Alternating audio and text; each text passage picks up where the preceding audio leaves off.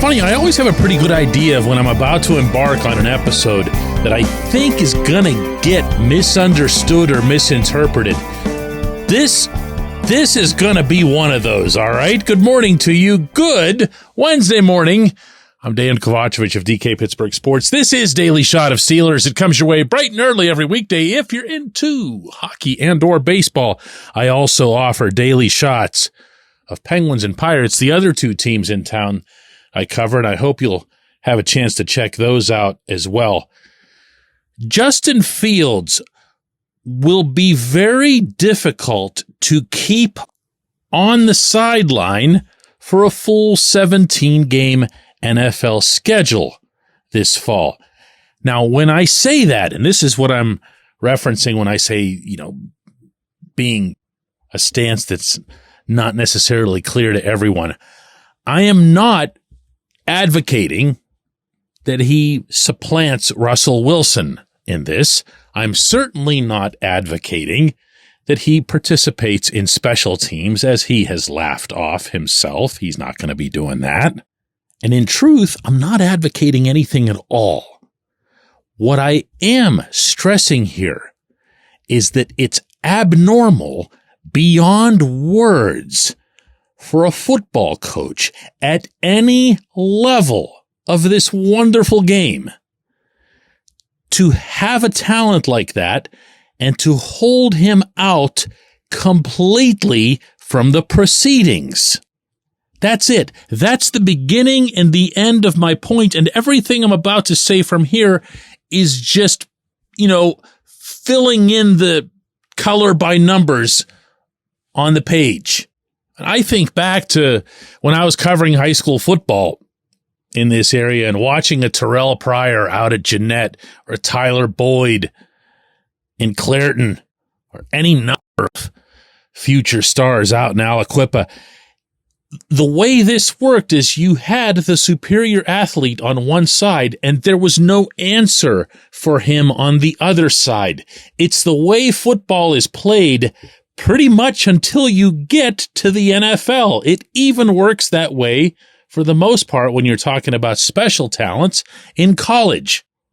So here's Fields, who just turned 25 in March, who was a Heisman Trophy finalist at Ohio State, and who, in his 3 years in Chicago, played 40 games. He started 38 of them. He completed 60.3% of all of his passes for 6,674 yards, an average of 7.0 per pass.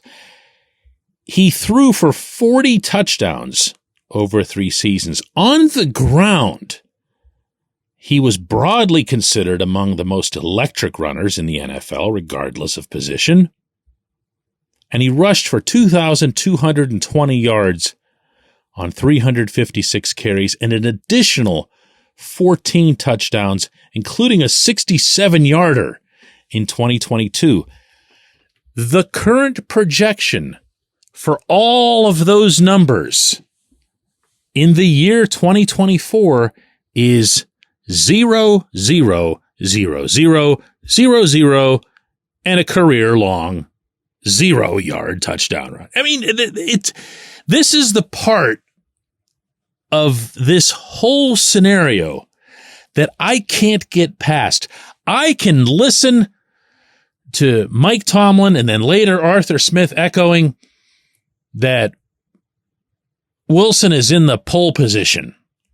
I don't believe he's in the pole position. I believe he's the starter. I believe he's the default starter. I don't believe there's anything that could happen in Latrobe shy of injury that would alter that. I believe that Wilson's going to have a long leash as a starter.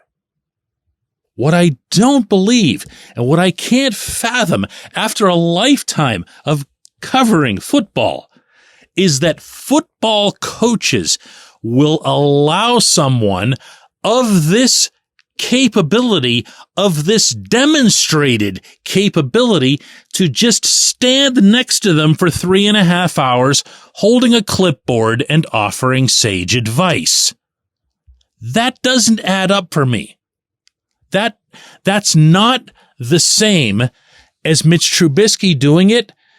And it's not even the same, although he ended up showing real well in the final month, as Mason Rudolph doing it, because there's nothing else, and they'd tell you the same thing, that those guys can really do. They're quarterbacks. It's all they can do. They're standard pocket type, I guess you could call Mitch that. I don't know what Mitch was.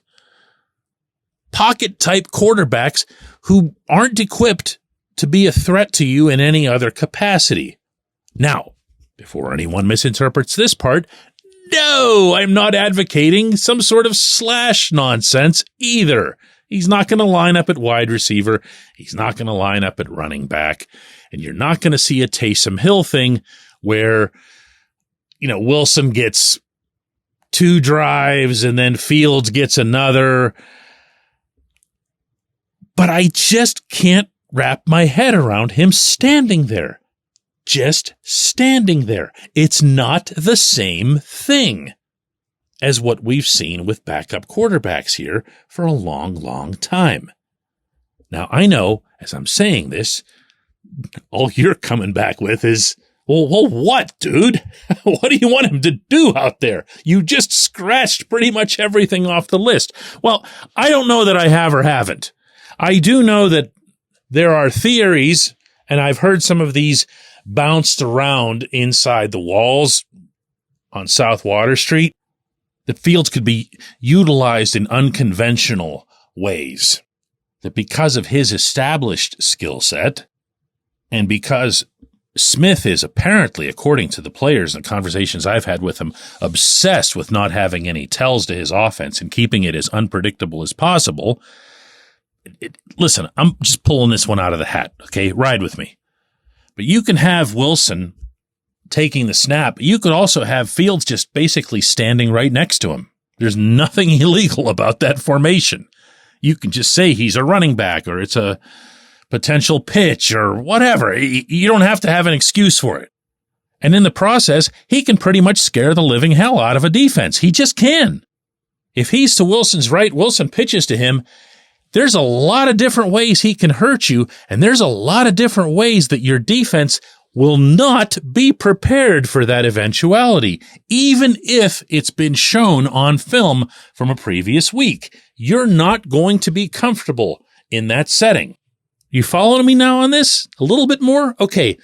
If you think about Cordero Patterson, for example, the ways Smith utilized him in Atlanta, the ways that Cordero himself has kind of acknowledged he could be utilized in this offense beyond his obvious experience and proficiency at special teams, then you know that there's going to be some kind of wild cards. Connor Hayward has talked to me about this as well. He could be one of those guys. But as long as you're in that mode, why not get arguably the very best athlete on the roster into that mix too? He'd probably do you a lot more good there than he would standing over there on that white line. When we come back, J1Q. This segment of Daily Shot is brought to you by our good friends at Mike's Beer Bar. They're located on Federal Street, directly across from PNC Park. Mike has more than 500 beers on tap, including from more than 50 local breweries. Stop in and say hello. Tell Mike we sent you. Mike's Beer Bar.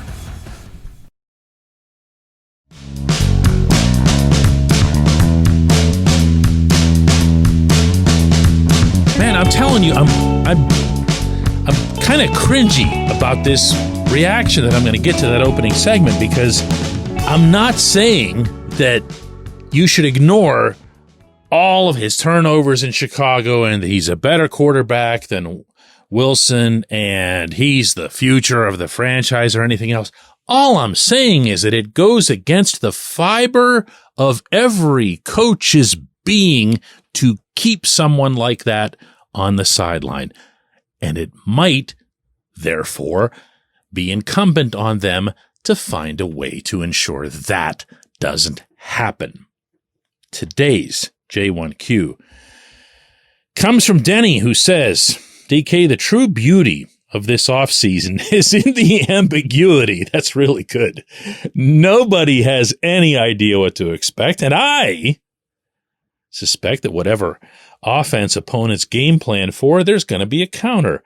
From formation alignments to personnel deployments, isn't this the offense that we've been waiting for? Denny, it's the offense that the players themselves have been waiting for. If there's one impression for me, a general collective impression that I'd be able to say, all right, this is what I gained from OTAs and minicamp and whatever else. It's that these players want to play physical football up front. They want to run the ball in that style. And they want, maybe more than anything else, to not have their plays being advertised on a figurative billboard for the opponent to see. That's how they feel, right or wrong, that Matt Canada derailed the offense before this ball was even snapped. Those two things right there, the physical part and the no-tells, are what has them really, really stoked. Now, the rest of this, and what I think you're getting at, is that we don't know what to expect from that offense, meaning me and you. And believe me, as much time as I spend around this team, I very much consider myself to be an outsider. That's their world, not mine. I'm a reporter. They weren't about to show in some hollow summer practices the kind of stuff that they're going to be doing when it gets to real games.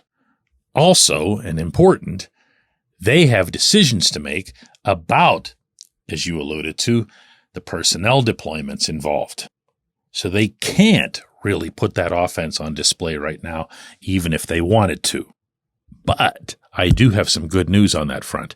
Today marks the exact 3-week point from reporting day at St. Vincent College. Now, they're not going to show anything on that day either other than the run test. And we're way, way past the stage where Casey Hampton would make that annual news. But the day after that, and the day after that, you're going to see some stuff. Everyone's going to see some stuff because it's not just going to be the 5,000 or so fans who pack the hillsides around Chuck Knoll Field. It's going to be cameras galore because you're actually allowed to shoot a lot of what they do out there. And even if you aren't allowed to shoot it, you can, meaning media, you can just climb up into the stands as a private citizen and do whatever you want. And eventually stuff gets out. People can see what's happening on the field, not just the latest, greatest George Pickens catch, but the formations, the alignments, the deployments. We're not that far away. That's what I'm saying. I appreciate the question. I appreciate everybody listening to Daily Shot of Steelers. We're going to do another one of these tomorrow.